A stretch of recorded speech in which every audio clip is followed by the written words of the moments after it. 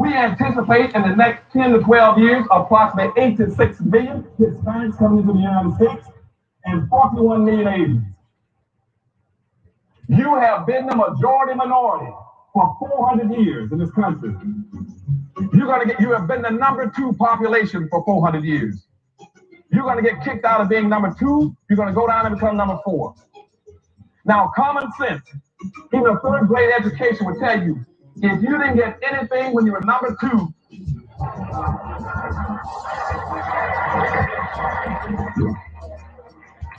you all jumped ahead of me, but anyway, guess what you're going to get when you become number 4. President Biden, do you support reparations?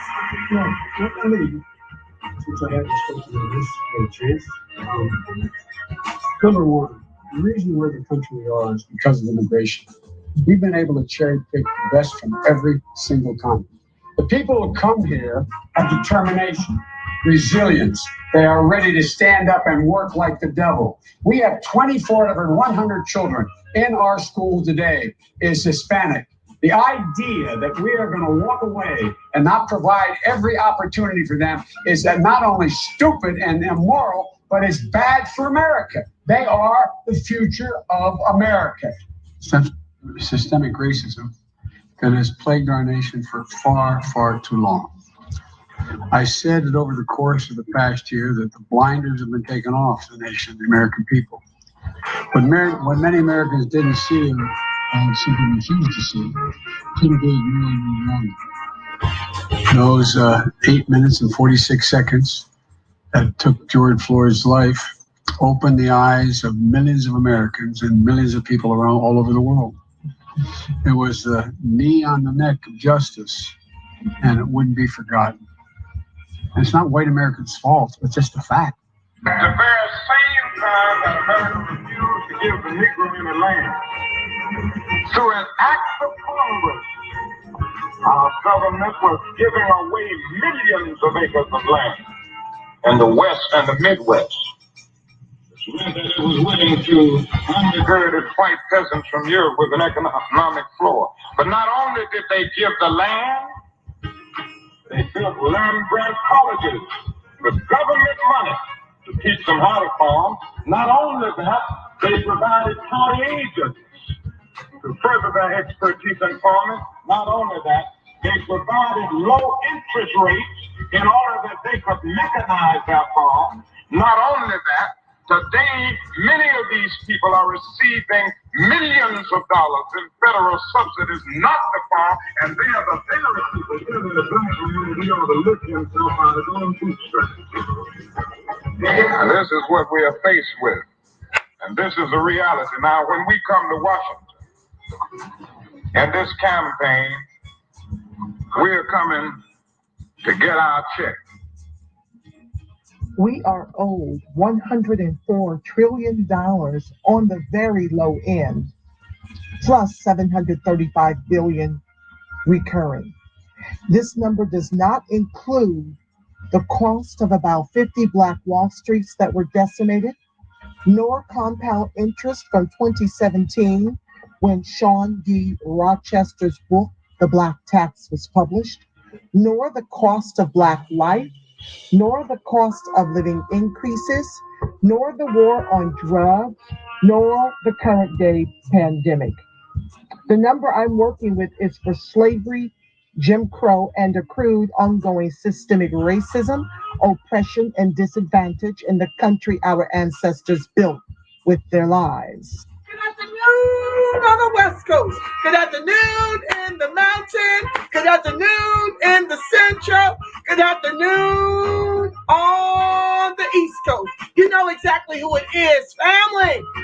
Angela Nirvana, your hostess with the mostest on the reparationist perspective, bringing you those ADOCS hot topics and making the case for reparations, making the case for weaponizing our vote, socializing our suffering.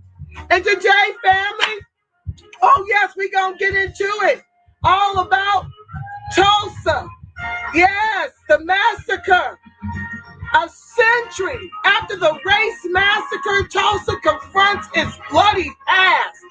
We're going to talk about the reparations lawsuit going down in Tulsa. We had over 50 Black Wall Streets decimated all throughout the country. And I'm here to keep the spotlight on the 400 plus year Holocaust that ADOCS have endured. Okay, family? That's what I'm here to do. As often as I can come to you, as often as I will be here, making the case for reparations in the trillions over multi-generations, akin to how our ancestors leaned in until they were emancipated, until, like our ancestors did with civil rights. Okay? I'm on my square. I'm not giving in. I ain't giving up. I'm not giving out. I won't shut up. I won't be silenced. I don't care if you shadow ban me. It don't matter what you do. Okay? Because the train has left the station. And I'm on it. Leading the charge along with many of my other comrades. And we're making great strides, family. Down here, we are doing amazing things with the commission of the AB 3121 reparations for Californians, as we've gone down from 16 to 5%, less than 5%. They're driving us out of here, family. They're weaponizing immigration against us to extinct us all over the country. There ain't no place you can run or hide, and we've got a full week of all the puckery.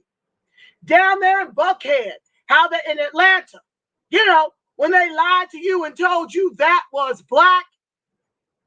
Okay, we're over 50% of the folks in the ATL, but only 13% of Buckhead, and then white inferiors want their own police department because the niggas done run wild. Okay, they are out of control, and they're finally robbing from the right neighborhoods. I don't mean to say it, but if reparations has owned you and you decide you go scale down on the police department because you mad that for once in a lifetime, the DA held the race soldier that executed Rayshard Brooks, who fell asleep in the Wendy's drive-thru.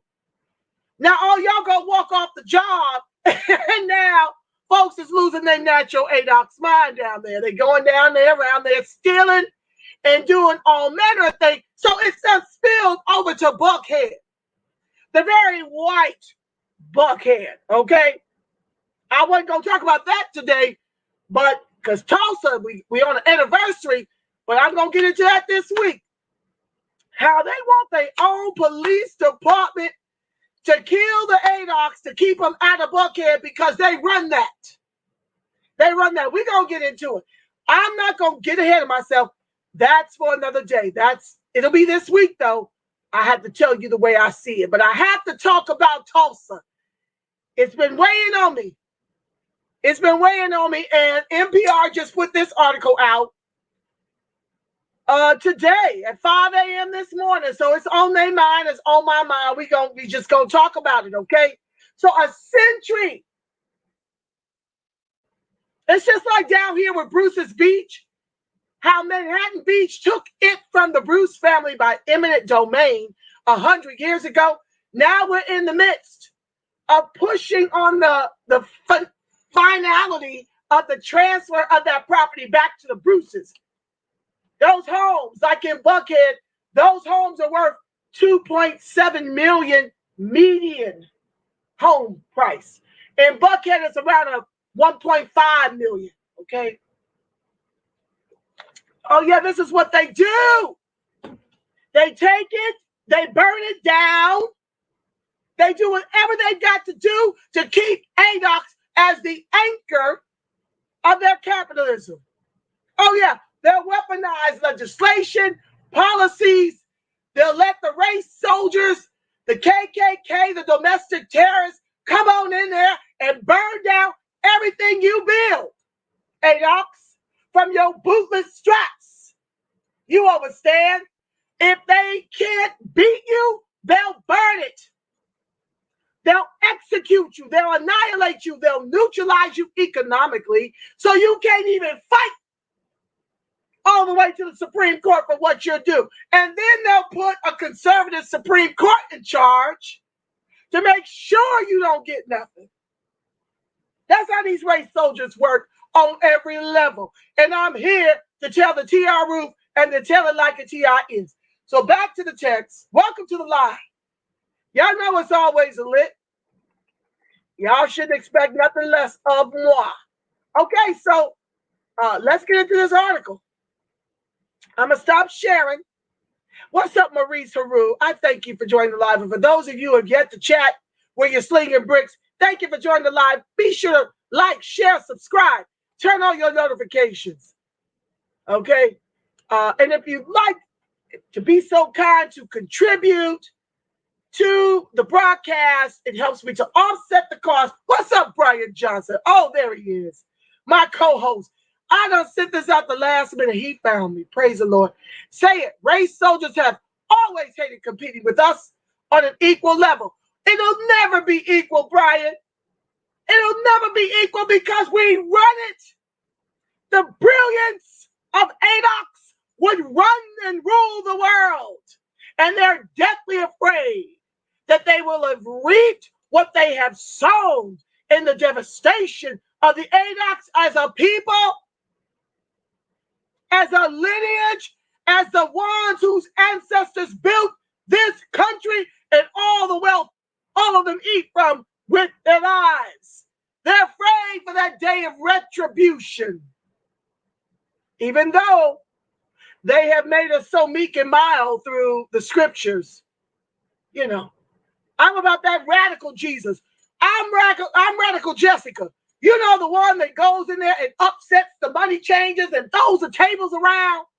You know, the Jesus with the bronze, feet of bronze and eyes of fire and hair like wool. That's what I'm on. You know, they always like to talk about the passive Martin Luther King Jr., not the one who was fighting for reparations the last 3 years, which is why they executed him, you see. Everybody wants to borrow from the Martin that marched and allowed him and his comrades to march in peace while getting sprayed by water hoses and bit by dogs. They like to talk about that. They don't like to talk about the Malcolm side of Martin. Okay? Linda Jennings, I see you, baby. Welcome to life. No, they don't want to talk about the Malcolm and Martin. They don't want to talk about how they had more in common than they did apart. You don't want to talk about that radical Martin Luther King Jr. that says when we come to Washington, we coming to get that check. So if you coming for your money, you are a threat. They disable you from Facebook. They shadow ban you in ScrewTube. I got a whole nother website because when ScrewTube gets tired of me telling y'all the TR Roof, they already giving me copyright strikes on stuff I done told them 1,000,000 times. I've got permission from my own brother to use the music at the top of the show, and they copyright me every single time I'm fighting. So visit the repperspect.com, the repperspect.com, so that you can subscribe to my email list in the event. Okay, ScrewTube decides it don't want no more of my big mouth. I need y'all to get over there and sign that email list so I can find y'all when this disappears with no warning. I have spent days, that's why y'all haven't really seen me since I went to the dentist. I have spent days labeling my stuff so I can download it and then upload it. It's a lot of work. You talking 2 years of the firebrand Angela Nirvana telling a TR Roof like a TI is. You hear me? That's a lot of work. And it's on me to do it. So I'm in the scramble to group and cluster things in playlists so y'all can easily access it. And I got to put all this up on the site. So be sure to like, share this, and subscribe, and turn on your notifications. And get over to the rep perspect. I keep saying the rep respect. Hold on. The rep perspect.com and sign my email list. I'm trying to build where they can't destroy my own website. I'm becoming my own Patreon. That's what y'all need to do. Because we ain't got nothing coming but more Holocaust, more ethnic cleansing. Okay? Just as Lloyd's of London and other companies are deciding on reparations in Great Britain, they execute a sister with 3 kids, Sasha. Okay? Execute her, shoot her in the, well, she ain't dead. Now, they shot her in the back of the head. She's in critical condition with 3 children. Okay? What's up, Trey? I see you, baby. Thank you for joining the live. Okay? So, this is what they do to people who speak up. But they can't kill all of us. And we got to tell it. But if we don't do something quick, fast, it is a wrap. This is it. This is it. And folks want to just kumbaya and cry at the borders and while your own people are getting extincted out in this piece. Okay? You in one breath, Great Britain, want to talk about reparations, and in the next, you trying to execute Sasha, a Black Lives Matter leader over there, who's been getting death threats. Keep bringing your prayers for me. Let me get back. Y'all know how I do. I got 1 hour, and I'm always getting lost in the tumbleweeds. So let's talk about Tulsa. It's heavy on my mind. It's been 100 years since the Tulsa Race Massacre. Yeah, y'all know me. I read because we don't read. So not enough of us read. So I'm reading and I'm telling you the way I see it. I need you to chat the way you see it. And as usual, as my co-host, I'll be back over a few minutes before the show concludes to tell everybody how you see it too. It's been 100 years since the Tulsa Race Massacre, one of the worst episodes of racial violence in U.S. history.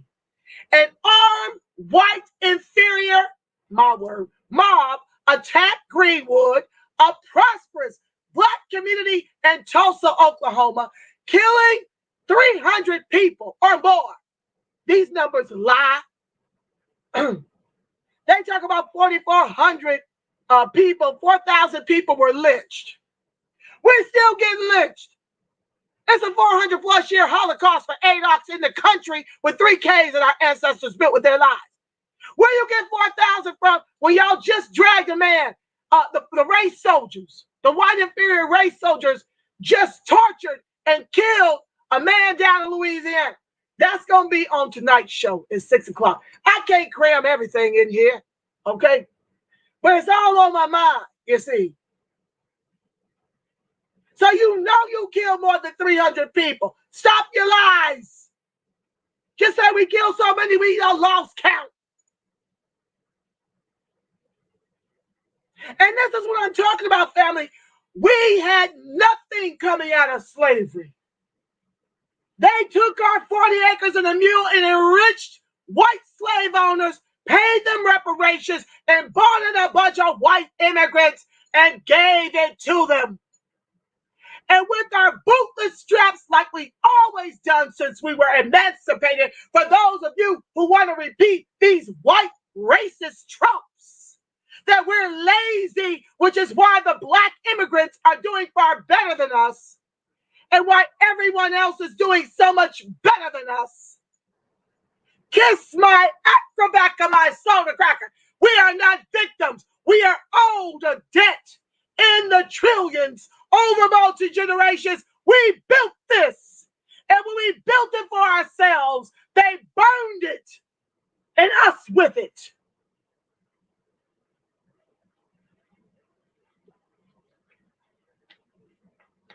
And don't ask me why am I screaming. Why ain't you screaming?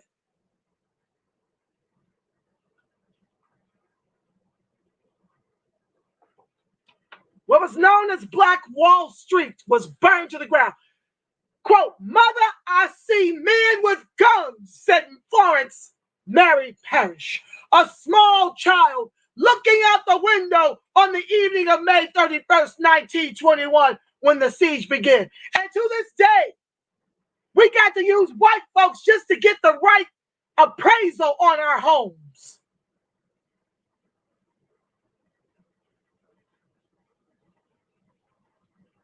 Quote, "And my great-grandmother was shushing her, saying, 'I'm reading now, don't bother me,' says Annalise M. Bruner, a descendant of the Parrish family. But the child became more insistent.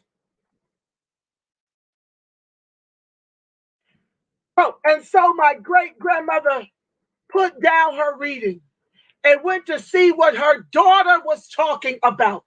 And indeed, the street was populated with people with guns," Bruner says.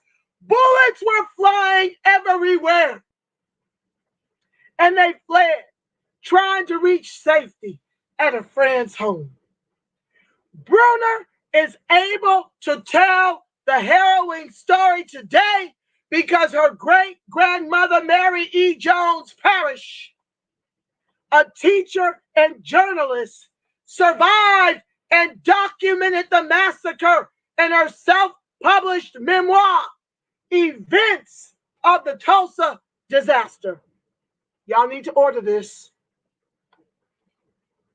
Okay, listen, I'm going to copy and paste it because this is going on the book list for the Miseducation of ADOCS book club series. Okay, welcome to the live, y'all. I put it in the chat so you can buy your copy because you know I'm going in. All right, back to the text.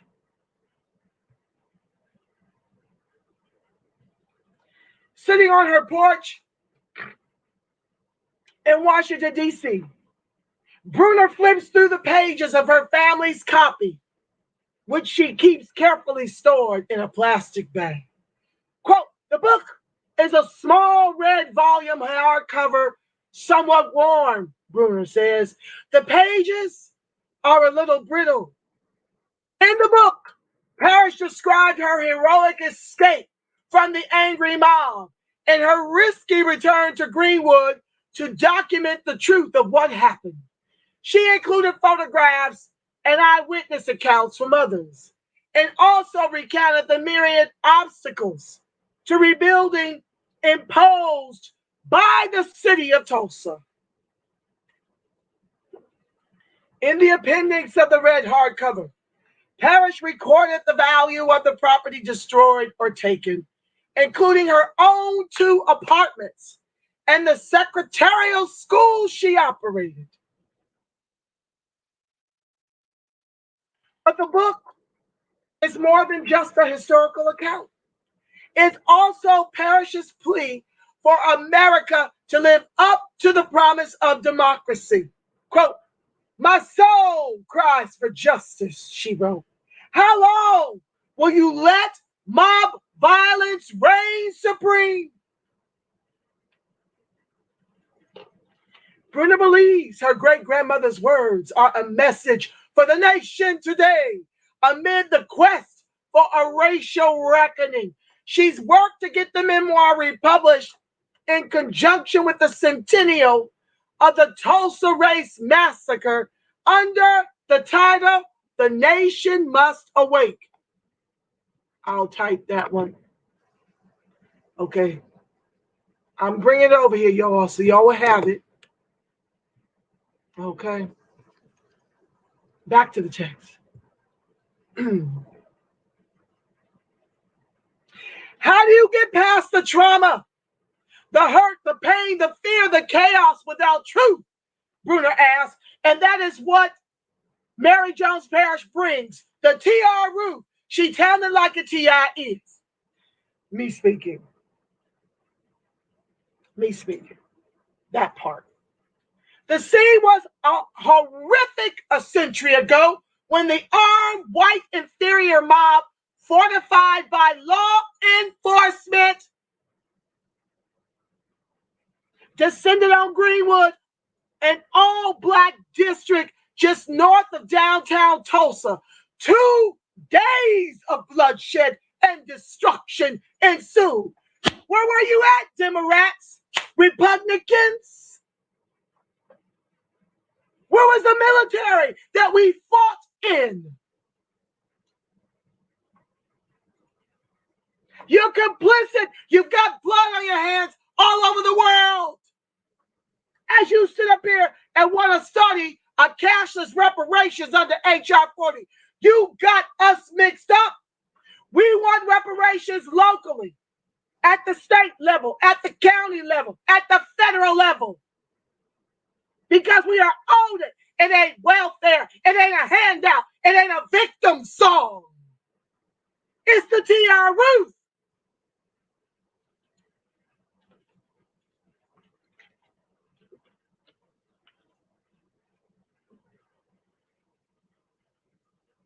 Two days of bloodshed and destruction ensued by land and air.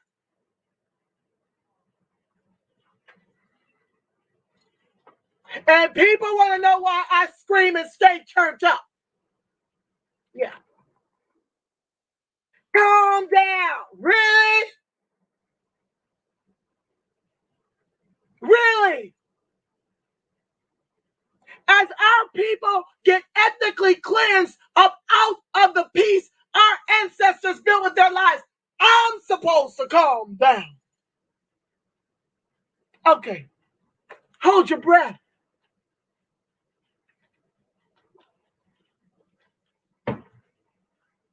I don't know why everybody ain't hotter than fish grease. Why we ain't taken to the streets. When we clearly see the benign neglect of a government who was complicit in our devastation, neutralizing us economically. We can't even afford to fight. Now they coming for the vote, but I'm supposed to calm down. Okay, back to the text.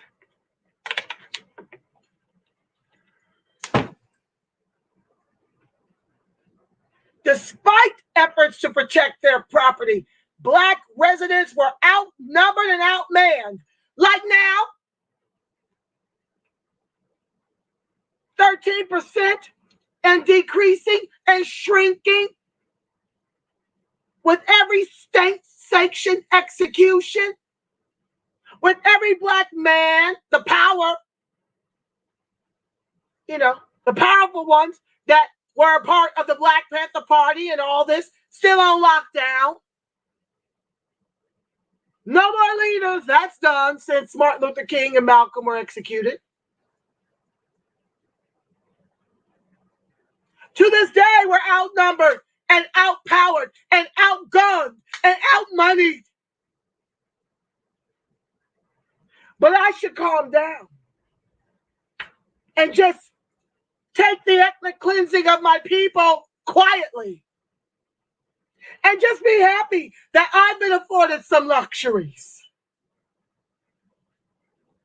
That I get to live near the beach. That I'm a homeowner. That I still have a job. Just be grateful. Why you turning up? It ain't you.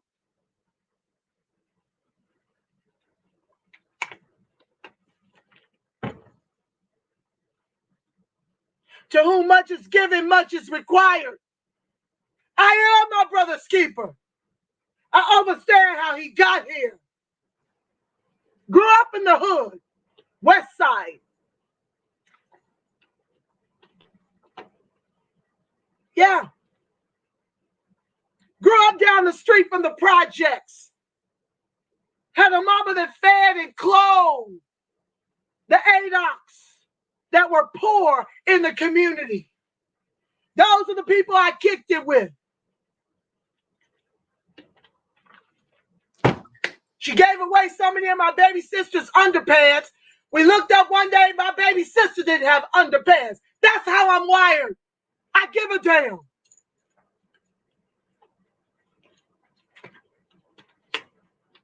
Because my mama gave a damn. My daddy gave a damn. That's how I'm wired.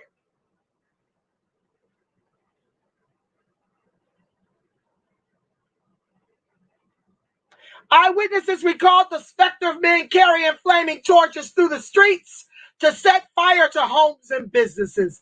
Then came martial law and the arrest and internment of thousands of who?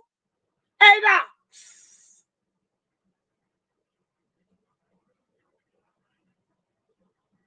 The massacre had been sparked by reports that a 19-year-old black man had allegedly offended a 17-year-old white female elevator attendant. But y'all, not my conscious ones, running after Becky. You used to be her property. Read the book. They were her property. She was worse than the white man who broke you.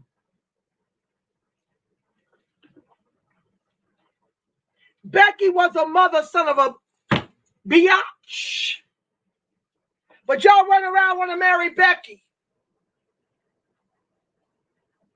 Okay. Yeah. As soon as you die, or she chooses that she got her 10 years, she did her bid. Now she coming for all your money to feed into the white community. None of that gets circulated back into the black community. That's a whole nother series. For the love of ADOCS. Coming. Soon. The murky incident got blown out of proportion by inflammatory newspaper accounts. Of course it did. Like we've got today, the mainstream media, the corporate news network with 3 Ks, working in tandem with the government to keep us distracted by all the executions when they could just end qualified immunity in the George Floyd Act.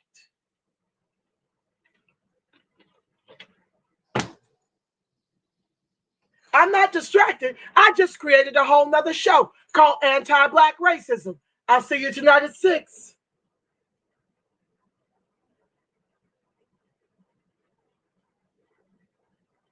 Unfreaking believable. While events in Oklahoma over the next few weeks will seek to examine the legacy of the Tulsa Race Massacre 100 years later, it hasn't always been that way. Of course not. Historical records were mostly destroyed. And for decades, it was called the Tulsa Race Riot, implying it was somehow a two-sided battle. You know, like how Donald Trump, during the protests down south, I can't even remember where, one of the girls down there got run over. And he says, well, there's mayhem on both sides. The domestic terrorists and the protesters are guilty. So they want to call this a race riot, implying that, we somehow participated in our own peril. Okay. Tulsa and the nation have been slow to acknowledge the brutal reality of what happened in 1921 and the lasting impact it's had on Black families. More of the benign neglect. Like how Biden gave AAPI $80.5 million for the COVID relief we're dying disproportionately from. From the domestic violence we're dying disproportionately from. From the anti-Black racist sentiment we're dying exponentially from. While telling us they got to study our repair, gave them protections, and 68% of their assaults are verbal. We're literally being executed. Less than 1% of them have been executed by the race soldiers. Less than 1% of them are in the new slavery, the not so new slavery, the private prison industrial complex. They get the protections. We still have an anti-lynch bill that is yet to be made law. And they're fighting over the one thing that matters in the entire George Floyd Act, ending qualified immunity. Because the Democrats are the KKK. I said it. They are the originators of the KKK. and had to move left to protect white capitalism. There's no difference between the overt domestic terrorist called Trump and the covert domestic terrorist called Biden-Harris.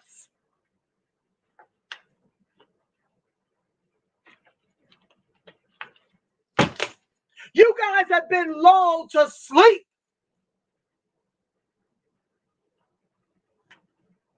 What is being allowed is being allowed on both sides of the aisle. 8 Democrats voted down a $15 minimum wage. But you want to somehow convince me that they're different.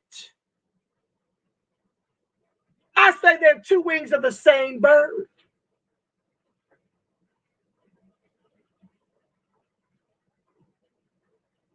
They're colluding to make sure we stay the anchor, while giving away our reparations to class-based policies, to a pandemic, to wars and rumors of wars, to foreign countries that they want to stay in cahoots with to keep power, to immigrants that they want to keep power over us. But I'm making stuff up.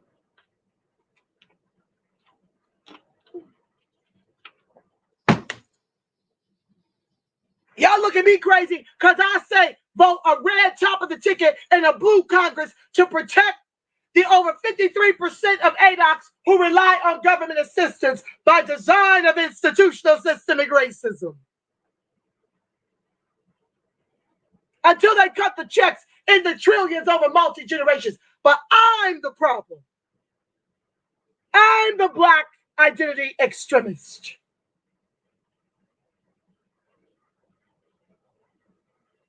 Okay, back to the text. Good Lord. I'm sorry, y'all. I just give it to y'all like God gives it to me.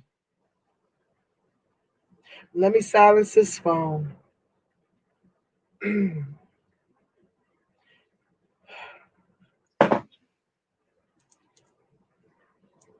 want to give affirmative action to all white women and immigrants and LGBTQIA.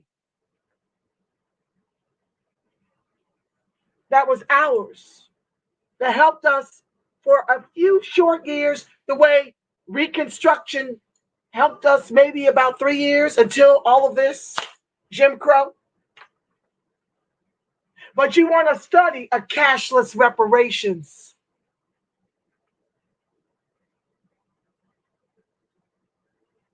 Let that sink in.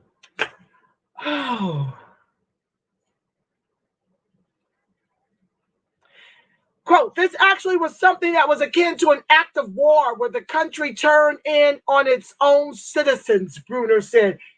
Yeah, it was war waged on us. Tons of war stories waged against the very people who helped to win the war for you, all of them.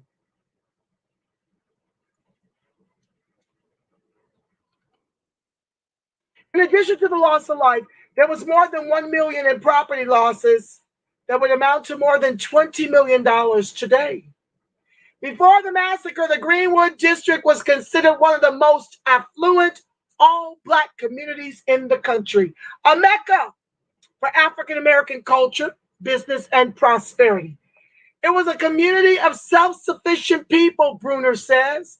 They had a great sense of themselves and their place in the world, exercising their agency and full rights and responsibilities of citizenship. It was a heritage to be proud of, yet one Bruner didn't learn about until she was in her 30s, she says, when she visited her father in California, and he gave her the Little Red Book and revealed this part of her family's history. Quote, I was speechless, stunned, amazed, proud, sad. I was grief-stricken, she says. It helped explain some of the trauma in her family. For instance, Her grandmother, who escaped the massacre as a young girl, struggled with alcoholism.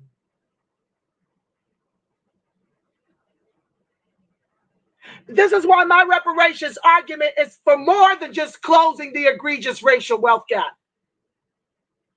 It's for slavery, Jim Crow, and the crude, ongoing, systemic racism, oppression, and disadvantage in the country our ancestors built with their lives. Bruner, an editor in her early 60s, has been on coronavirus pandemic lockdown with her grown children over the last year.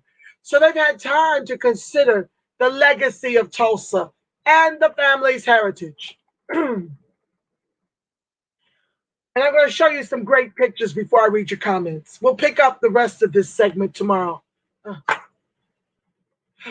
I got so many segments to finish with you all. Well, it is what it is. To be the descendant of a survivor, and then for that survivor to have the presence of mind to write that down and to have the clarity of thought for it to be so detailed, so meticulously put together, is just the source of pride, says Kevin Hurt, Bruner's 33-year-old son, a biologist and science teacher. I'll show you the pictures momentarily. In earlier generations, the story of Tulsa was rarely passed down from victims to descendants because of fear of retribution. And Bruner suspects perhaps even some shame for having endured such abuse. Hence the long kept secret. This is the problem with Black folks, ADOCS, getting in the fight for reparations. The shame. When you've got nothing but pride that should fill you. That of the 4 million emancipated slaves that were bred like chattel, we've grown to 40 million in population. When you change the way you look at things, the things you look at change. Bruner's daughter, Portia Hurt, is a 31-year-old lawyer. She finds it hard to contemplate that not only her family, but everyone who lived in Greenwood was disinherited from what their ancestors had built there. Quote, looking back now, I know how the story ends, she says, fighting back tears. This can be a theme in ADOCS families, where you have to do everything right. And if something comes along and derails you, that can reverberate through generations.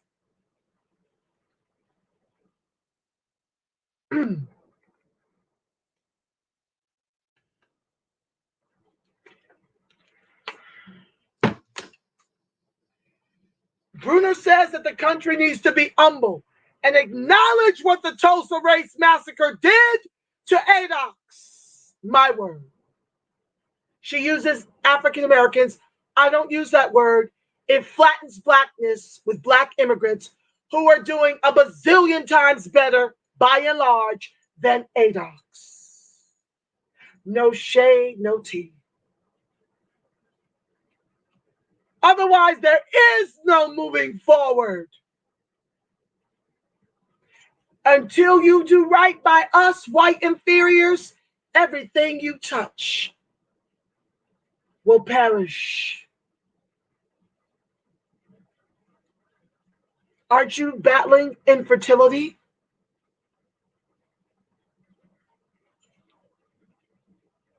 Quote, there are people whose psyche is still affected generationally. Trauma after trauma after trauma just continues to build on itself, Bruner says. And none of it gets resolved if you're in a system that sometimes has the unequal application of law and or opportunity. Not just sometimes, by and large. Bruno sees a toxic line from Tulsa to violence against Black people today and says the same questions apply. Who's going to be held accountable? She asked. Are reparations going to be made? Is there going to be any official admission of responsibility?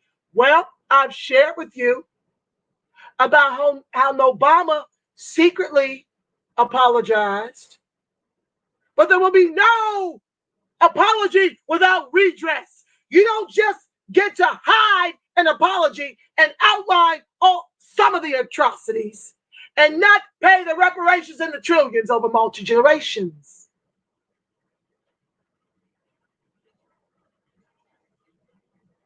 Universal law still applies here, even if you create laws to tether us to the bottom as the anchor of your capitalism. You've got a greater debt to pay. Comes in many forms, you know. Infertility, all manner of disease, losing your mind, chaos within your families, too sick to enjoy the wealth you've killed and stolen.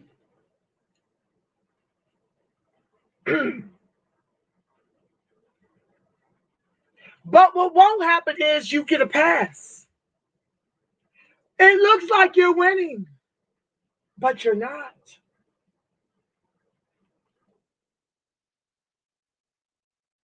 And in the areas where you're not winning, that's not on the corporate news network with 3 Ks. Now, is it? That goes for Black coons and sellouts too. To sell out your people and to be complicit in denying your very people the social and economic justice and inclusion they are long overdue. While you pander for the Black vote under the auspice of a study that no other groups require. Wait for it. Your money can't buy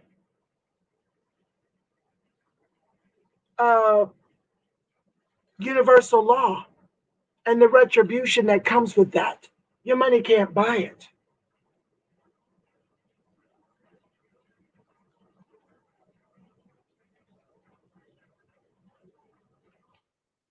In 1997, the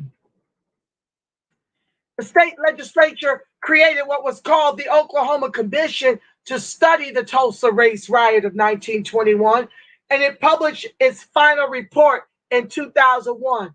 It found that the city of Tulsa had conspired to destroy Greenwood.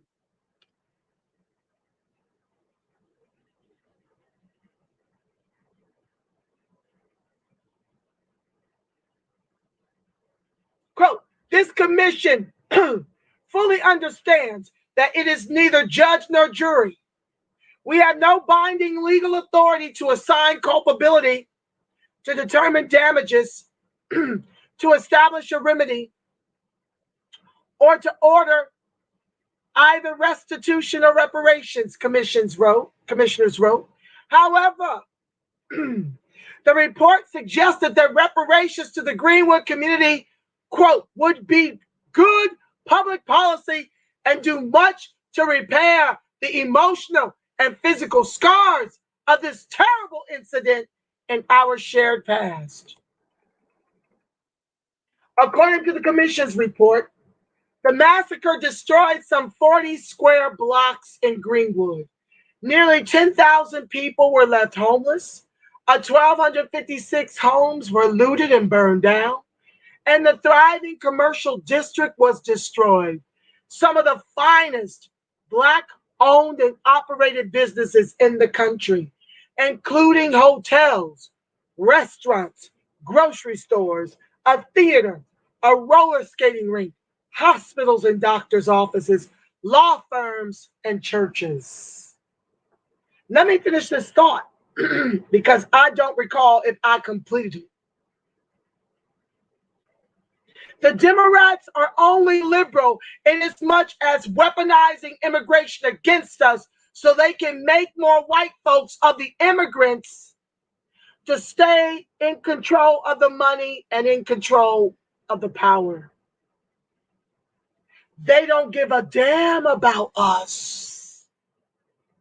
Look at how much they've accomplished for all the other groups and not ADOCS in Biden's first, 130 days or so. And Obama already told you she ain't doing nothing specifically for you. And Biden said nothing would fundamentally change. Where's the lie? Why are people surprised? It's not a surprise to me and my comrades. It's more of the same. And the definition of insanity is to continue to do the same thing, delivering a trifecta of either party and expecting different results when all you get is about 250 additional people slain by the white inferior glacier donkey race soldiers since George Floyd and counting.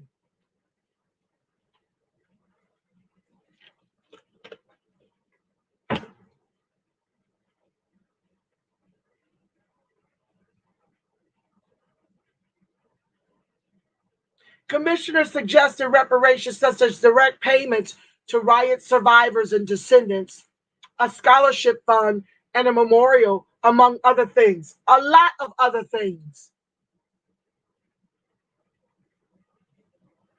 But I wouldn't give a damn about the other things if you pay them accurately, because now they can pay for Ivy League education if that is what they choose. They can leave generational inheritable wealth to their children. They can buy their own homes, buy their own land. They can finance their own businesses. They wouldn't need white capital. They'd have the black capital that we are long overdue. I don't need you to do another thing.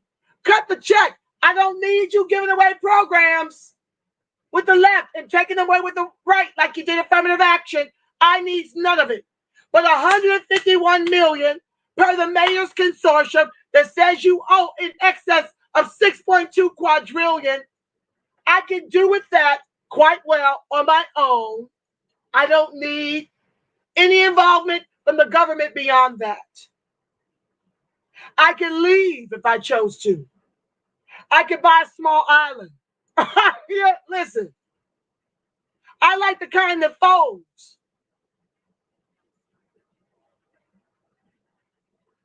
I'll be over to read your comments. Welcome to the live. I can't see y'all.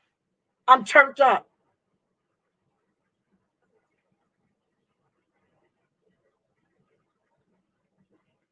When you talk about reparations, the challenge is that it means different things to different people. Tulsa Mayor G.T. Bynum says, no, it don't. No, it means different things to y'all to continue in your benign neglect and to give programs with the left and give away to the right for $5 white ADOCS, for $5 immigrant ADOCS, Asian ADOCS, $5 Indian ADOCS, $5 Hispanic ADOCS. Y'all the only one confused. We the people. ADOCS have decided we want the kind that folds. We're the descendants. Why do y'all get to decide and to be confused?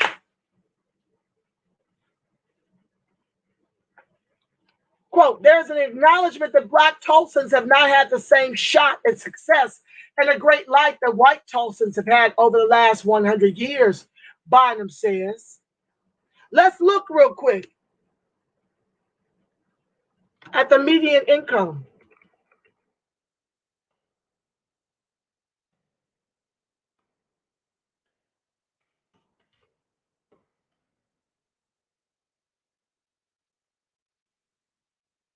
Y'all know I'm moving the spirit. I don't know no other way. Let's see here.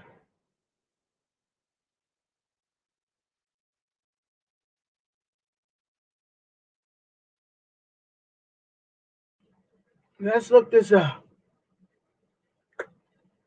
Gap grows for incomes of whites. They like to lump us together.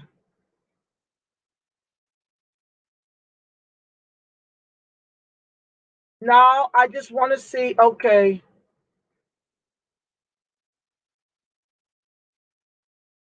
Yeah, they want to talk about in percentage language on that one.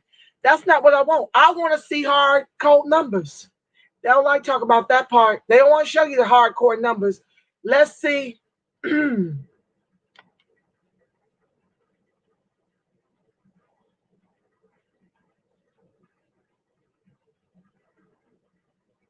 Yeah, see. I want to see by race. They don't want to talk about that, y'all. I'm looking.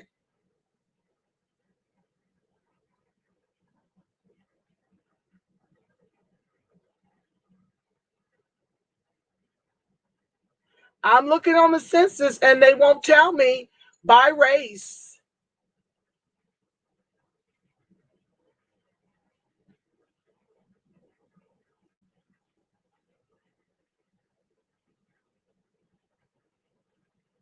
Yeah, they want to tell you everything but that shmoney, baby.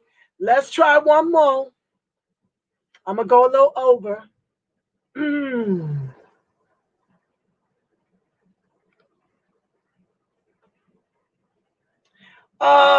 That's a lie. That ain't us. They said Tulsa median household income in Tulsa, Oklahoma is $47,583. That's not ADOCS. Now I sat up here and asked Google the median income in Tulsa by race. Okay, we're going to look that up. I'm going to find it and report it on tomorrow when I talk about this reparations fight. They in court with this. And I'm going to give you some updates. By then, I should have some numbers to work with because I'm going to dig deep and reframe my question a number of ways so we can get truth over here. Because I know good and damn well if the median national income for ADOCS is $41,000, they're not making no $47,000 in Tulsa. Miss me with it. Bottom, who is white, says there's public support for addressing disparities, but resistance to cash reparations runs deep.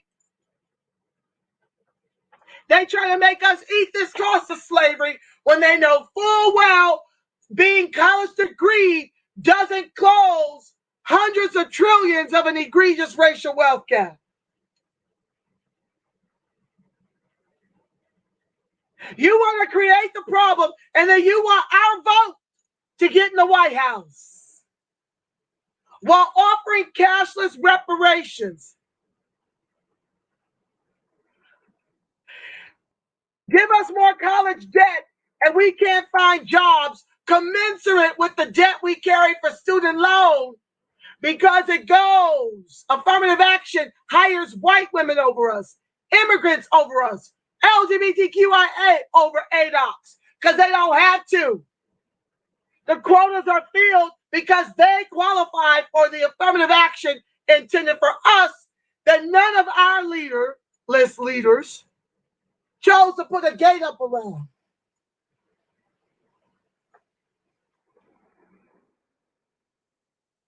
Where does that come from, he asked. It would necessarily have to come from a tax levied on this generation of Tulsans and the idea of financially penalizing this generation of Tulsans for something criminals did 100 years ago. Oh my God, that's a hard thing to ask. I'm trying not to cuss.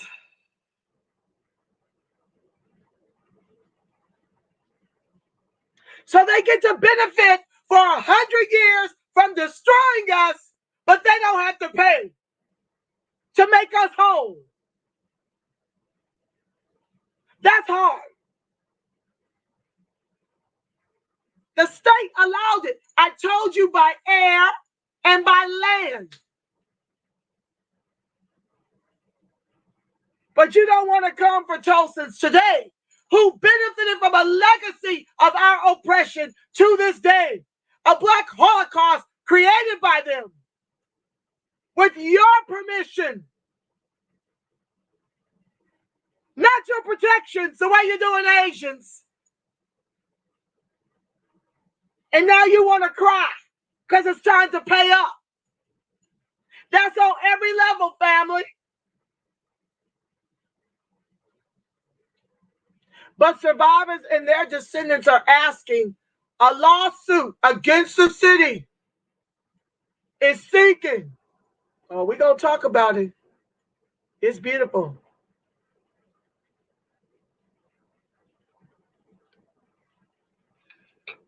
Is seeking a host of reparations, including financial compensation, tax abatement, mental health services, and restitution, to include the redistribution of land to the families of Greenwood's original landowners. You know, like how we got the Bruce's Beach about to be transferred back to the Bruce family after 100 years. Median home price, $2.7 million. You don't get to cry and bellyache about it now. That's my argument with the measly $12 trillion Darity is asking for. I got problems with it. That can be a down payment, but that's not reparations. You don't get to create an over 500 plus year Holocaust and complain and whine that the price tag is too high. If it took you 500 years to drive us into the anchor of the Titanic, it's going to take you at least 1,000 to undo it. We'll take monthly deposits into our bank accounts. And you're just prolonging it and making the bill higher for you, but I'm not feeling no kind of way about your debt that is owed. Because you chose to take the reparations awarded by Lincoln to give it to y'all for the come up. White immigrants and white slave owners got reparations. Greenwood happened all over the country for ADOCS.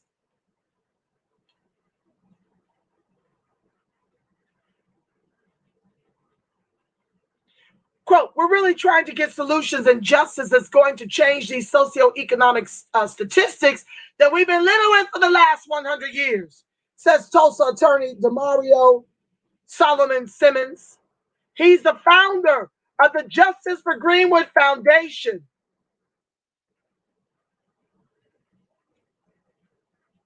And represents the 3 known living survivors of the Tulsa Race Massacre who testified before Congress last week.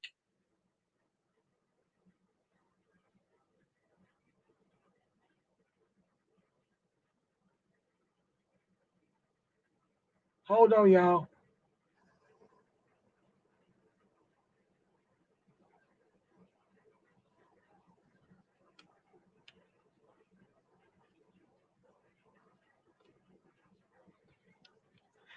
I opened that link and it made me jump. I lost the article. So I have to go back and download that link at another time. So much to talk about, family. Let's see here. A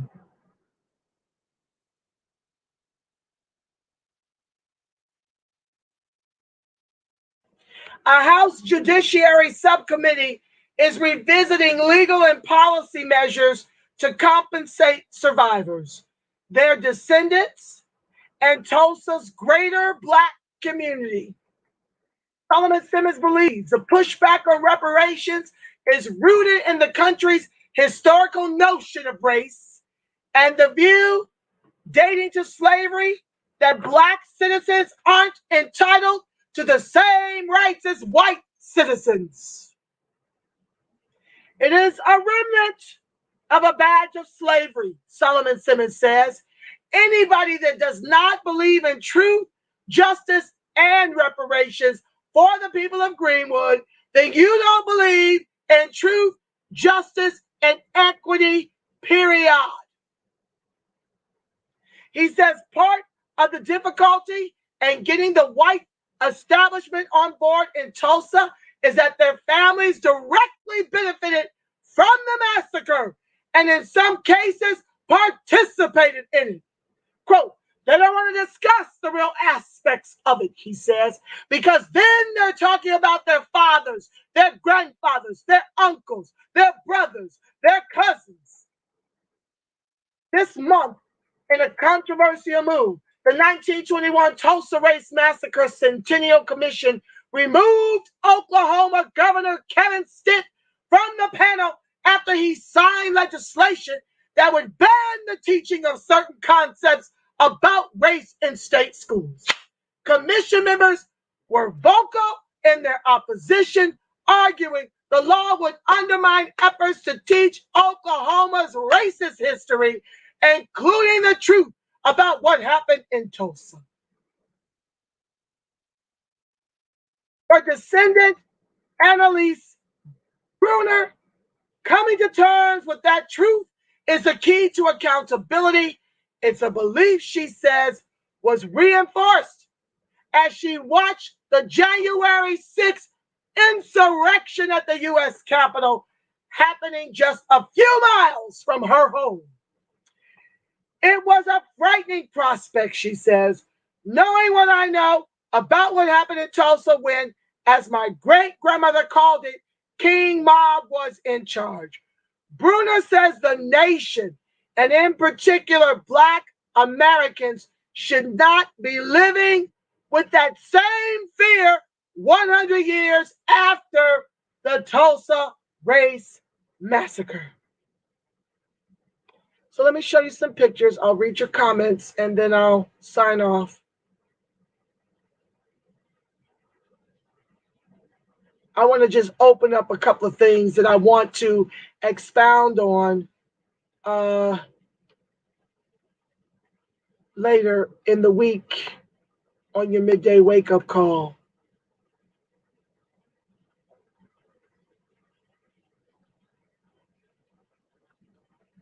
Hold on, family. Give me a second.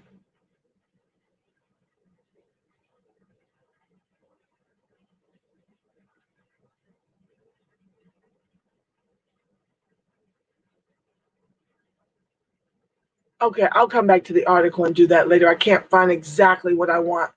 Oh, welcome to the live, everybody. Y'all know I love y'all Black and strong. Okay, thank you for joining. Let's stop this, and then I'm going to share some pictures of the family with the red book, okay? The Bruner family.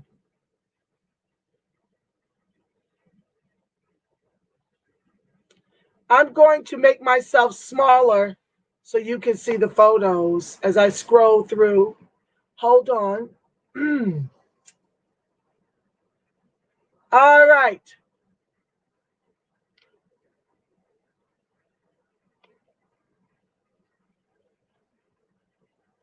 So this here that you're looking at is the ruin after the white inferior glacier donkeys torched the town and the people. Buildings were destroyed in a massive fire during the Tulsa Race Massacre when a white mob attacked the Greenwood neighborhood, a prosperous Black community in Tulsa, Oklahoma, in 1921. Eyewitnesses recall the specter of men carrying torches through the streets to set fire to homes and businesses. This is the beautiful Bruner, one of them. This is Annalise M. Bruner's great-grandmother, Mary E. Jones Parrish. She's Annalise Bruner. She's the great-granddaughter of Mary E. Jones Parrish, a teacher and journalist, survived and documented the massacre in her self-published memoir, Events of the Tulsa Disaster.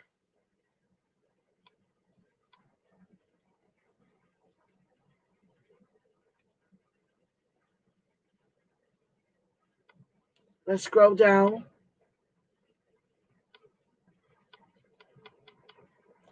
This is the book. That's her great-grandmother, pictured there.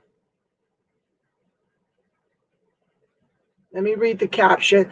Bruner shows the author photo inside Events of the Tulsa Disaster, her great-grandmother's memoir. Isn't she beautiful, family? We're beautiful people. Okay. Let's scroll down.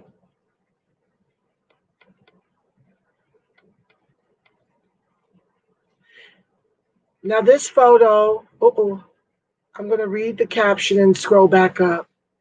Black residents stand outside the entrance to a refugee camp on the fairgrounds in Tulsa after the massacre.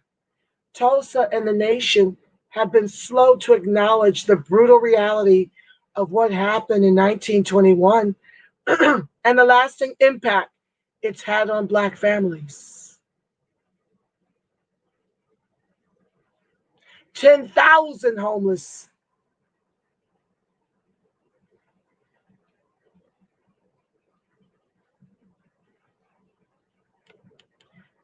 Moving on. Oh.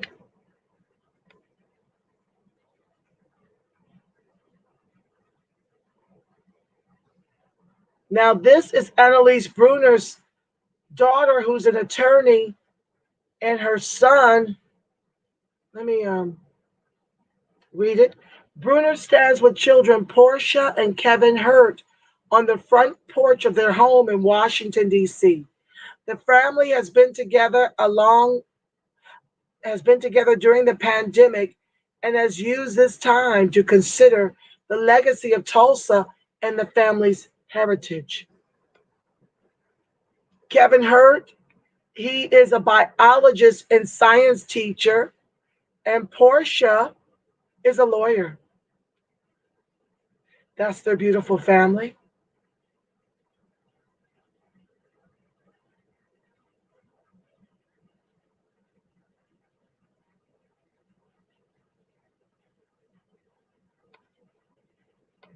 This is the new title of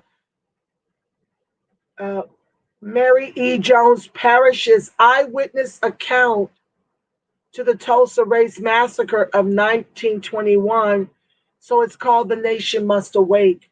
I'm going to order my copy today. I highly recommend you do the same.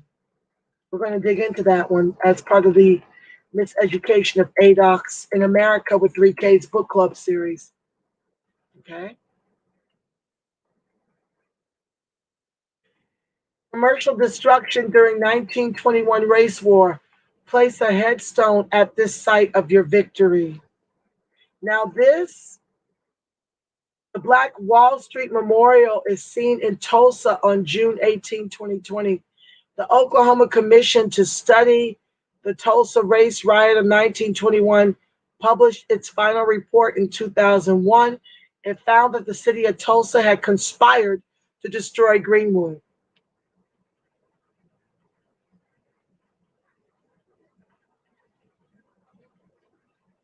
Wow.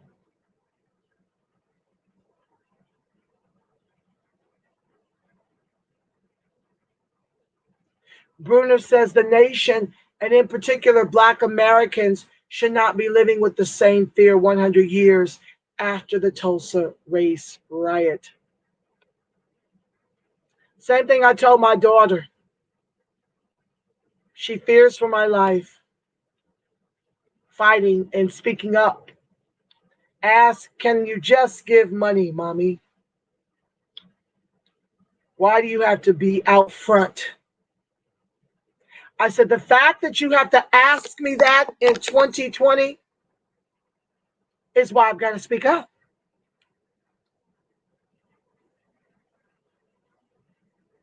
Let's see what y'all got to say about it, and then we'll close out.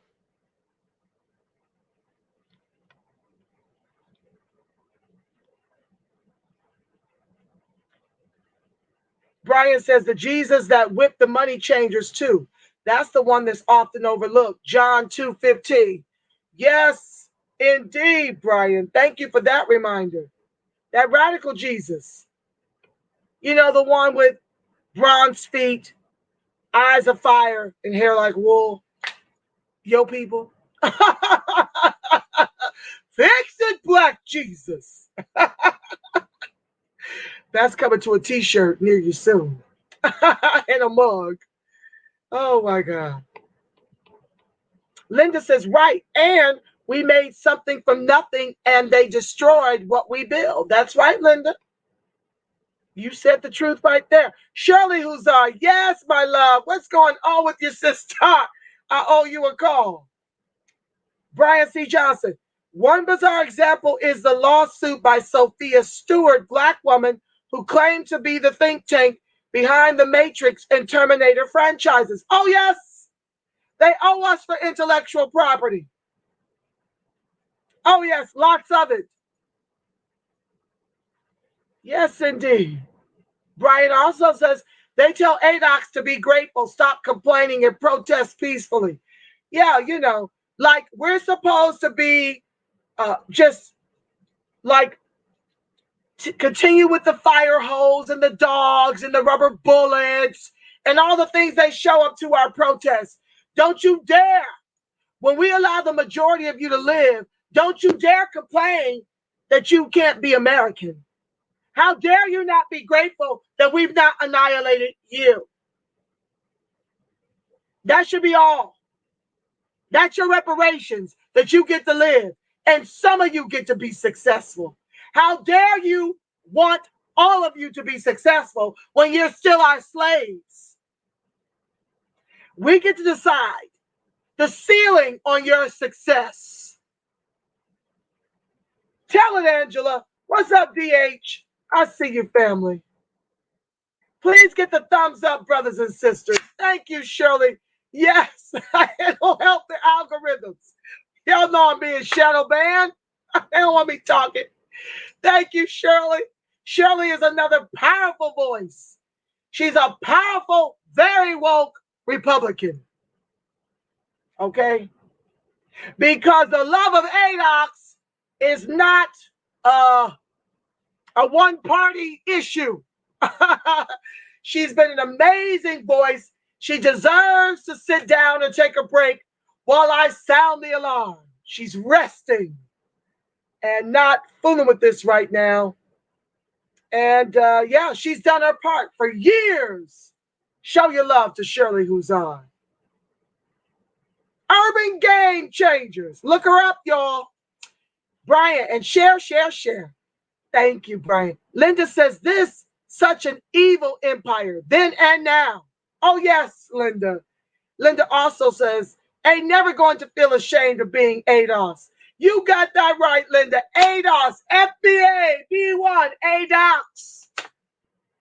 I'm proud of it. But I know my church family was cringing yesterday when I talked about it on my pastor's anniversary Zoom. It just got quiet as church mice. Our own people are ashamed of descending from the worst heinous chattel slave labor in the born world. But guess what they won't be ashamed to do? Cash the checks.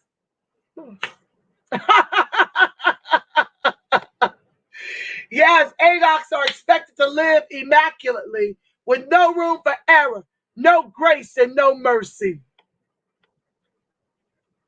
Brian, are white supremacists trying to enjoy the fruits of stolen wealth and labor? Ain't it about a blip, baby? It's as if it's as the saying goes. You can't shack up with the devil and then expect God to pay the rent.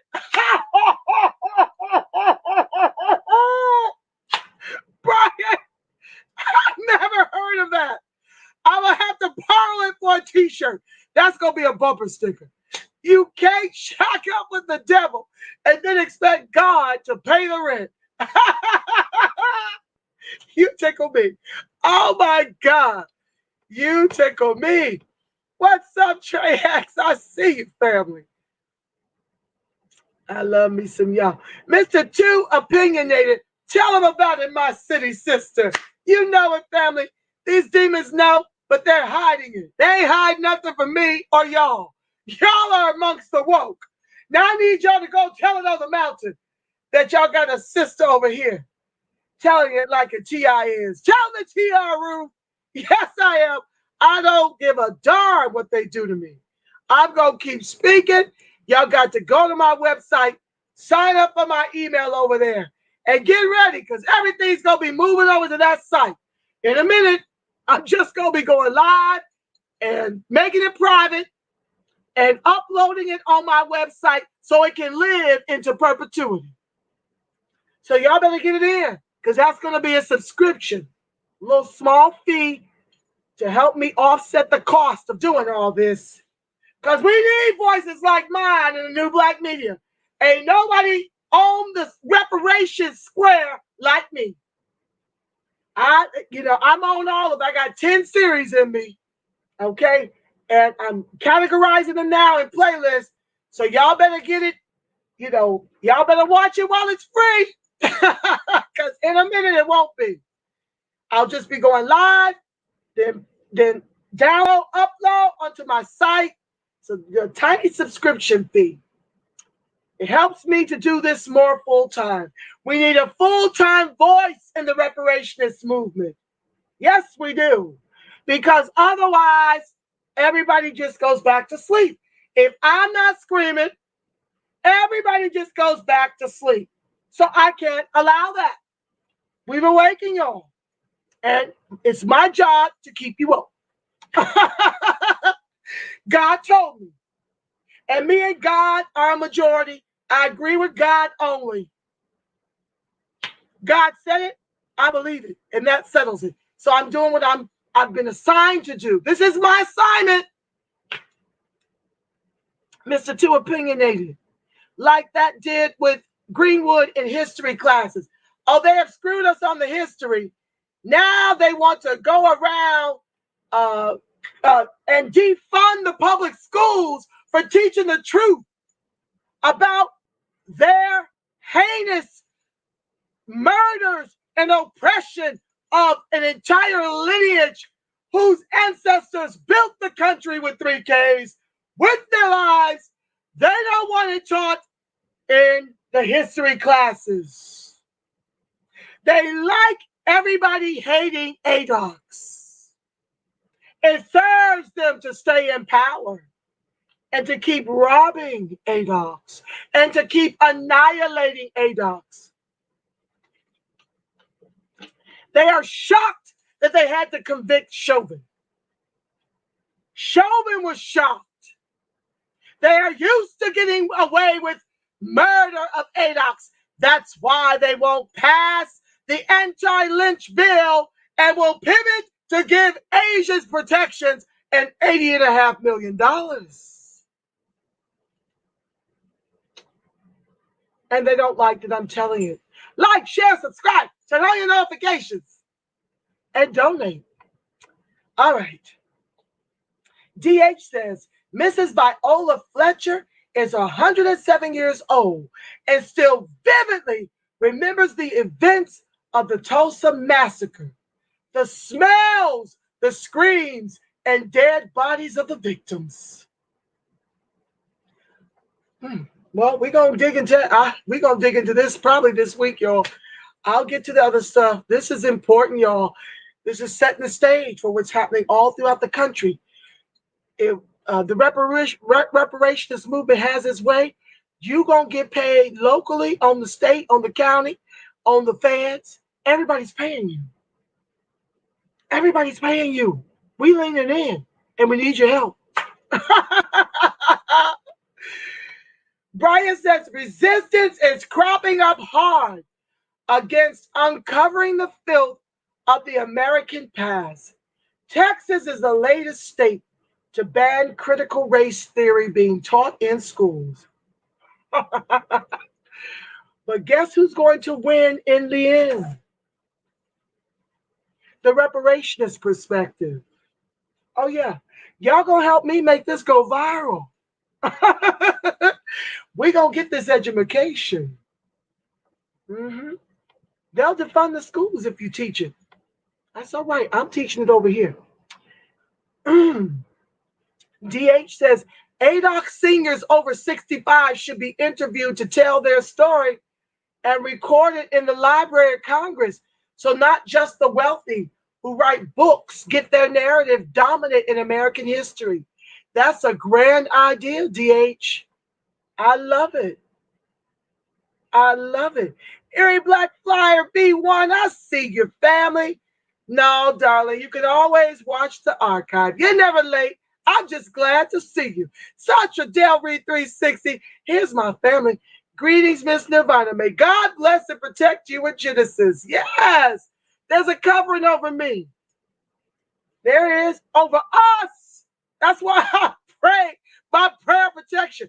Y'all think I'm corny, but I pray by prayer protection because I know who keeps my big old mouth.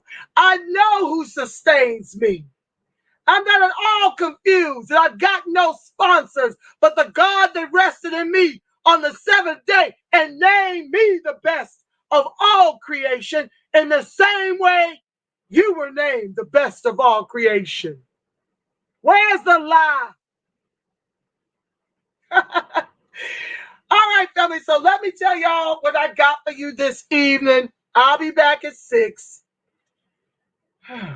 Lord, I'm going to go and drink a little spot of tea so that I get my voice back because it is fading fast. Okay, so tonight on your anti-Black racism report, I'm going in as I usually do, and we're going to talk about it. Let's see, what did I title it tonight? I hope I copied and pasted it. Let's go to the top. I'm scared. Associated Press obtains the video of the deadly arrest of Mr. Ronald Green. Okay. I'm going to talk about what we know about the killing of Elijah McClain. I'm going to talk about the Black business owner shot and killed a burglar. He served 1 year and is awaiting trial, which is the racial bias in the Stand Your Ground laws. So I hope you can join me tonight at 6 o'clock, family. I really, really do. Hold on. Okay, family. And with that said, know that I love you Black. I love you strong. And I hope to see you tonight. Like, share, subscribe, turn on your notifications. Peace. Back to court.